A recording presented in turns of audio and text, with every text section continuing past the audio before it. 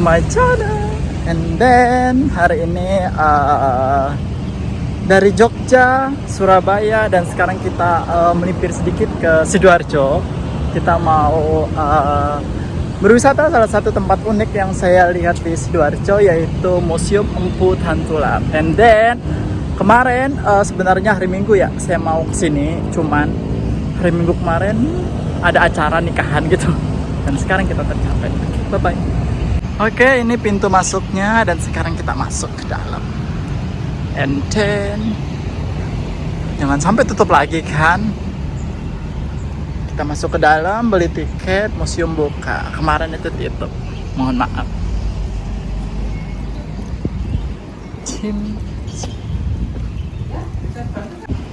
Ternyata itu loketnya itu di sana. Nah, ternyata loketnya di sana, bukan di situ.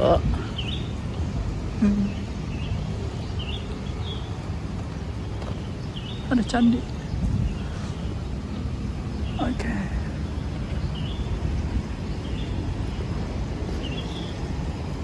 Sekarang kita ke loketnya, kita mau kayak beli tiket gitu mungkin. Kita ke sana dulu. Oke. Kita masuk ke dalam. Sekarang kita sudah berada di dalam. Ini ada salah satu arca atau enggak patung.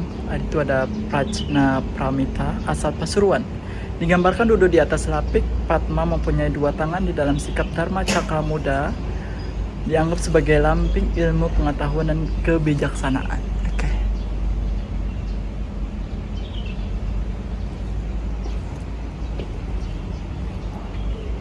Juga ada arca di sini, perwujudan Dewa Siwa,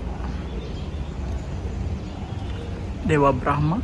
Ini dari Lumajang, and then ini dari Surabaya. Ini dari Surabaya. Ini Surabaya. Ini Surabaya.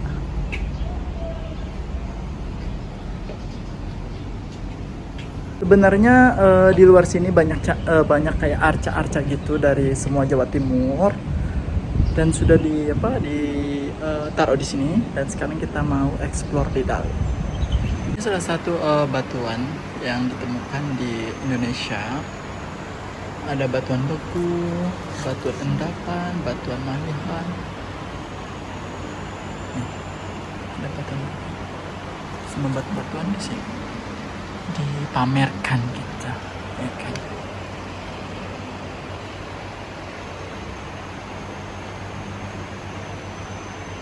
Juga ada batu-batu. Kita di ruang pertama ini disuguhkan kayak batu-batu andesit, terus batu-batu klasik, batu angkat gitu. Oke.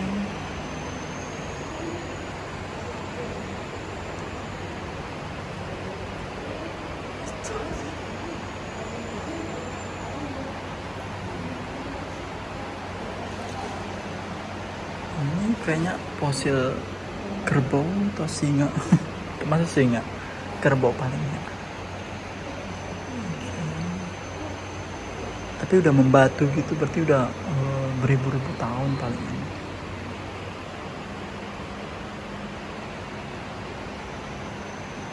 Ini juga.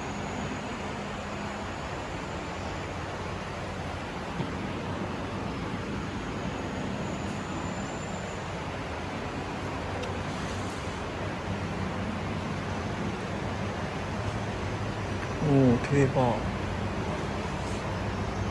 Ini adalah koleksi fosil yang dipamerkan. Fosil gading asal Bojonegoro berusia sekitar 600.000 1 juta tahun yang lalu. Fosil geraham gajah asal Bojonegoro berusia sekitar 600.000 1 juta tahun yang lalu. Oh, ini fosil gajah Bojonegoro. Oke, Pak. Ini fosil gajah.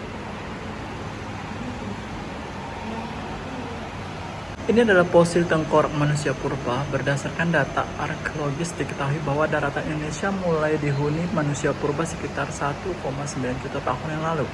Hal ini didukung dengan ditemukan fosil tengkorak Vicentrus mojok Kartens pada tahun 1936 oleh von Königswald. Sebelum pada tahun 1890 ditemukan posisi tengkorak Pithecanthropus erectus oleh E. Dobbs. Yang pertama itu fosil Australopithecus africanus asal Afrika Selatan.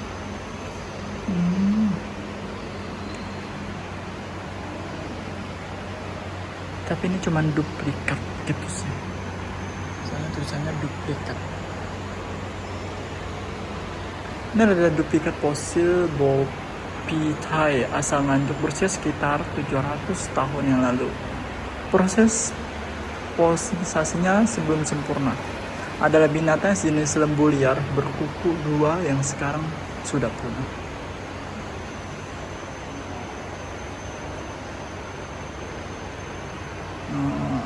Oke. Sekarang kita mau ke ruangan berikutnya.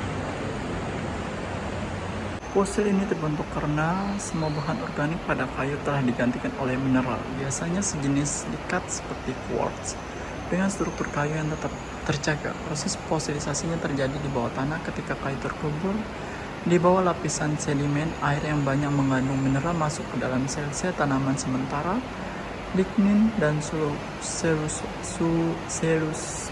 membusuk digantikan oleh batu. Ini fosil kayu jati. Oke, ini fosil.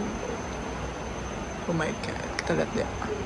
Tapi udah membatu gitu ya, udah kayak batu gitu loh jadi. Ini adalah nekara. Nekara ini dihiasi berbagai motif yang mempunyai arti simbolis, berfungsi untuk sarana upacara, memanggil hujan, dan sarana penguburan sekunder. Pada masa prasejarah sekitar 4.000 tahun yang lalu, nekara ini terdapat berpengaruh kehidupan Trung Song. Vietnam diproduksi di daerah Gresik dan tersebar di Pulau Jawa. Oke. Motifnya nggak kelihatan.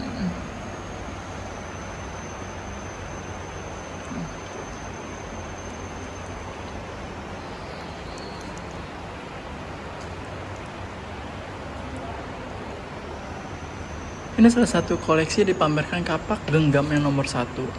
Asal Pacitan hasil teknologi masa Paleolitik. Kapak persegi asal Bondowoso hasil teknologi masa Neolitik. Yang ketiga, mata panah asal Pacitan hasil teknologi dari masa Neolitik. Yang keempat, kapak nomor 4. Ini yang keempat itu kapak corong asal Malang berfungsi sebagai sarana upacara hasil teknologi masa perundingan. Yang kelima, ini kapak J asal Papua berfungsi sebagai sarana upacara berasal dari teknologi masa Neolitikum sampai saat sekarang masih banyak ditemukan di Papua. Oke. Kalau ini adalah koleksi dipamerkan. Manik-manik berasal dari Bondowoso berfungsi sebagai bekal kubur. Berasal dari teknologi masa Neolitikum. Gelang binggel perunggu berasal dari Banyuwangi hasil teknologi masa perundingan. Candrasa asal Tuban hasil teknologi masa perundingan. Patung gajah, mana patung gajah ini? Patung gajah asal Tuban hasil teknologi masa perundingan ditemukan dalam nekara dan berfungsi sebagai wadah air. Oh, ini kayak apa ya? Kayak corong air gitu guys. Ini kayak corong air. Oh, oke. Dan di ruangan sini itu kayak ada perhiasan gitu. Di sini itu hiasan Garuda ya. Ditemukan di desa Palason, Kecamatan Wates, Kabupaten Kediri oleh saudara Sengger pada tahun 1989. Hiasan berornamen Garuda ya, ini dibuat dari emas 22 karat dan berat keseluruhan 1163,09 gram dan dihiasi 64 batu permata yang sebagian sudah hilang hingga tinggal 48 buah. Batu permata disusun secara diametris berdasarkan warna dan di bagian kiri dan kanan. Yang itu guys, yang tengah ini. Oke. Oh, ada keris juga, oh, pengen banget lihat sana. Ini keris. Oke. Tapi nggak bisa ke sini. Oh my god. Yang ini tuh perhiasan yang dikenakan Praja Pramata. Jewelry worth of by Praja Pramata. Oh my god. Oke. Bisa masuk sana soalnya kayak dikunci gitu, cuman dipamerkan, bisa lihat dari luar gitu. Upacara dalam agama Hindu Buddha kuno abad ke-12. Salah satu kebudayaan religi manusia adalah mengadakan hubungan dengan dewa. Sebagai sarana untuk melakukan komunikasi dengan dewa, dibutuhkan berbagai wadah dilengkapi dengan motif hiasan tertentu. Tiap motif hiasan mengandung makna simbolis yang berhubungan erat dengan kegiatan pemujaan yang dilakukan sehingga diharapkan dapat membantu keseluruhan proses kegiatan yang dilaksanakan. Sebagai contoh motif penunjukan paling banyak ditemukan pada wadah adalah motif saluran.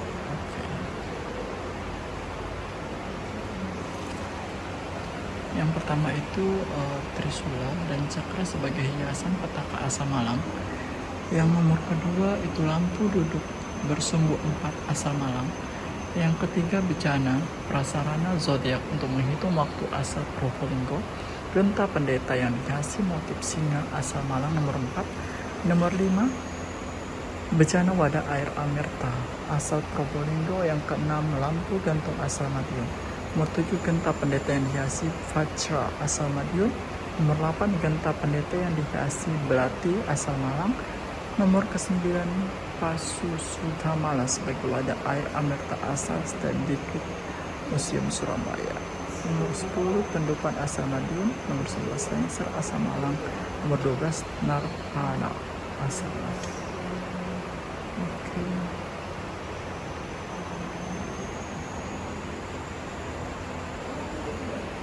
Ini adalah negara asal Lamongan, dihiasi berbagai motif yang mempunyai makna simbolis tertentu, berfungsi untuk sarana upacara, memanggil hujan, dan sarana penguburan sekunder pada masa prasejarah sekitar 4.000 tahun yang lalu.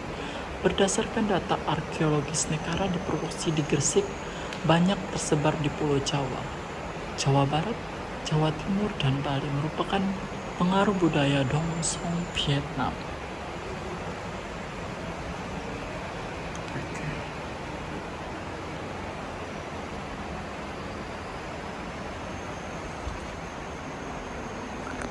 Yang pertama ini adalah moko, asal Nusa Tenggara Timur NTT.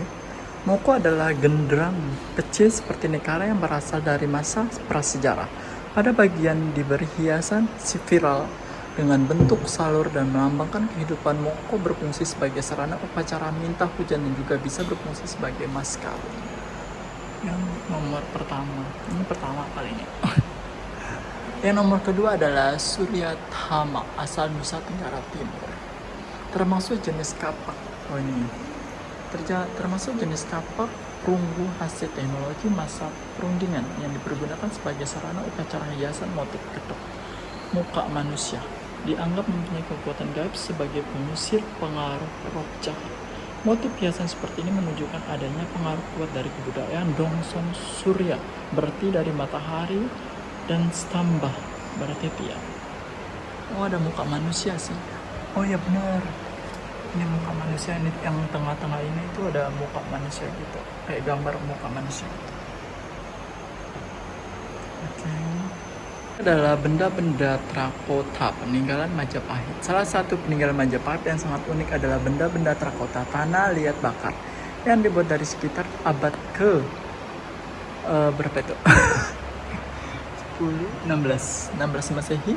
Benda-benda terakota dari kerajaan Majapahit meliputi berbagai bentuk, mulai dari boneka, manusia serta benda-benda berkebutuhan sehari-hari. Dari berbagai bentuk tersebut bisa diketahui berbagai kebiasaan atau budaya pada masa itu diperkirakan. Selain mempunyai fungsi praktis, beberapa benda tertentu juga mempunyai fungsi sakral sebagai sarana upacara.